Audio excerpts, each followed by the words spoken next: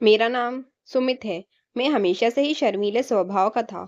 इस कारण कभी मैं लड़कियों से भी बात नहीं कर पाता था। लेकिन मैं ये भी सोचता था कि मेरे लिए कोई होगी जो मेरी जिंदगी में आएगी, मेरी बात सुनेगी। मैं उसी के इंतजार में था। लेकिन आजकल दिल या मन साफ हो उससे कोई फर्क नहीं पड़ता। आप दिखते कैसे हैं या आपके पास कितना धन है, सब कुछ उस पर ही निर्भर होता है। और मेरे पास दोनों ही नहीं थे। ना ही मैं दिखने में इतना अच्छा था और ना ही मेरे पास पैसे थे। मेरा रंग साफ नहीं था। मैं एक मिडिल क्लास फैमिली से हूँ। पिताजी का स्वर्गवास तब हो गया था जब मैं 10 साल का था। मेरी बड़ी बहन और मेरी जिम्मेदारी मेरी माँ पर आ गई थी। मेरी माँ ने जैसे तैसे मुझे इस काबिल तो बना दिया कि मैं अच्छे से अपना जीवन चला सकूं। कर्ज लेकर मैंने अपनी बहन की शादी भी करवा दी। इन्हीं सब जिम्मेदारियों के चलते मेरी उम्र निकलती गई। माँ को मेरी शादी की बहुत फिक्र रहती। बहुत जगह रिश्ते देखे लेकिन बात कुछ बनी नहीं। फिर एक दिन अचानक ही हमारे घर में एक रिश्ता आया। वो घर ही आ गए थे हमारा घर, और मुझे देखने के बाद उनकी तरफ से हाँ थी। लड़की की तस्वीर उन्होंने दिखाई। लड़की बेहद ही खूबसूरत थी, मुझे देखते ही पसंद आ गई थी। लेकिन फिर मेरे मन में निराशा आ गई क्योंकि मुझे पता था कि इतनी सुंदर लड़की मुझसे शादी क्यों करेगी।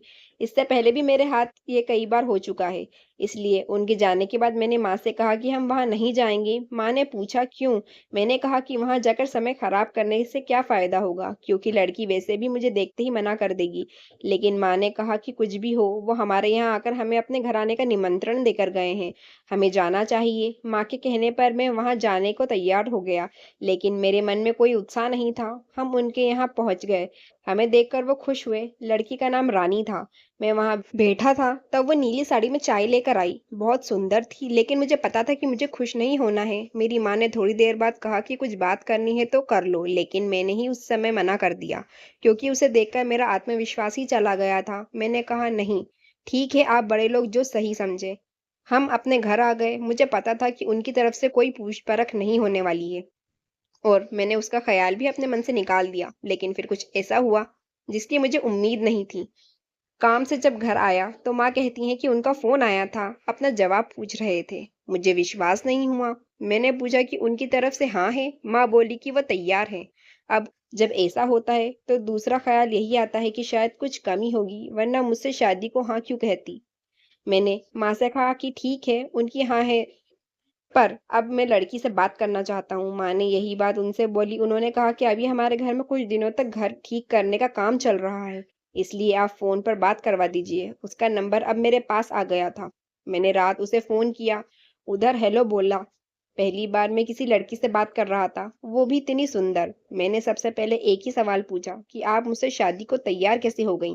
वो कुछ देर चुप रही। कहा कि क्यों, आप ऐसा क्यों बोल रहे हैं। मैंने कहा कि मैं आपके मुकाबले कहाँ टिकता हूँ। वो बोली कि मेरे लिए बाहर से ज्यादा भीतर की सुंदरता जरूरी है। मैंने कहा कि आपके और मेरे विचार तो मिलते हैं। वो बोली कि आप भी इसी बात में मानने वाले हैं। मैंने बोला हाँ। बस उस दिन से ही मैं हवा में उड़ने लगा। प्यार में कैसा होता है ये आज तक मैंने सिर्फ सुना ही था, लेकिन जब सच में मुझे प्यार हुआ तो मुझे पता चला कि प्यार एक अद्भुत एहसास है। मुझे सबसे ज्यादा उसकी आवाज से प्यार हो गया। हम लोग सिर्फ शाम को ही बात किया करते थे, वो भी सिर्फ 10 बजे तक। शादी के लिए तारीख पक्की हो गई थी। शादी की तारीख पक्की हुई तब मैं बहुत खुश था। उस शाम जब मैंने फोन किया तो मैंने उससे पूछा कि कैसा लग रहा है तुम्हें। उसकी तरफ से थोड़ी देर तक खामोशी रही। मैंने पूछा क्यों, तुम खुश नहीं हो। उसने कहा कि मैं तुमसे मिलना चाहती हूँ। मिलना मुझे भी था, लेकिन मैं कह नहीं पा रहा था। लेकिन उसने ही बोल दिया। हम लोगों का मिलना तय हुआ। अगले दिन सुबह सुबह ही मेरी माँ मेरे कमरे का दरवाजा जोर से बजा रही थी। मैं नींद से उठा। मेरी माँ को हमारे किसी परिचित ने उस लड़की का सच चला।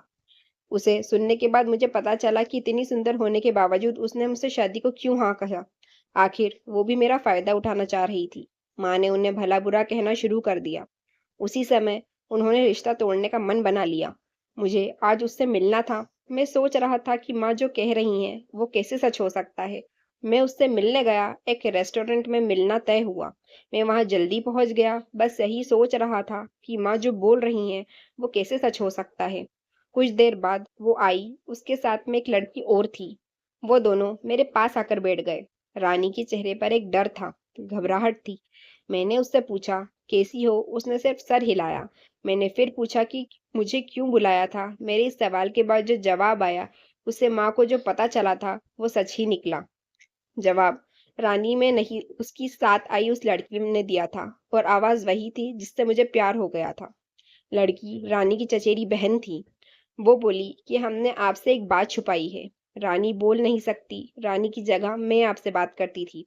रानी मेरे साथ बैठी रहती थी, लेकिन रानी चाहती थी कि शादी से पहले आपको सच्चाई पता चल जाए, जो उसके घर वालों ने छिपाई है। ये आपको पर्दे में नहीं रखना चाहती थी।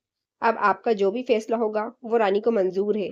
अभी सभी ने अपनी बात बता दी। माँ ने कह दिया कि शादी नहीं करेंगे। रानी ने मुझे सच्चाई बता दी और मुझे डाल दिया दुविधा में।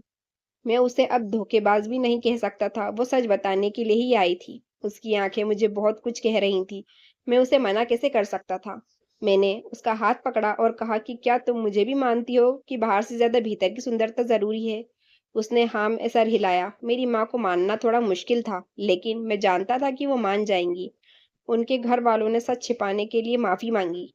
रानी और मेरी शादी हो गई। बिना बोले भी वो बहुत कुछ बोलती है। प्यार में शब्द कहाँ ज़रूरी होते हैं, ये तो एहसास है। दोस्तों, अगर ये कहानी हमारी आपको अच्छी लगी हो तो हमारे चैनल को सब्सक्राइब करें, लाइक करें, शेयर करें।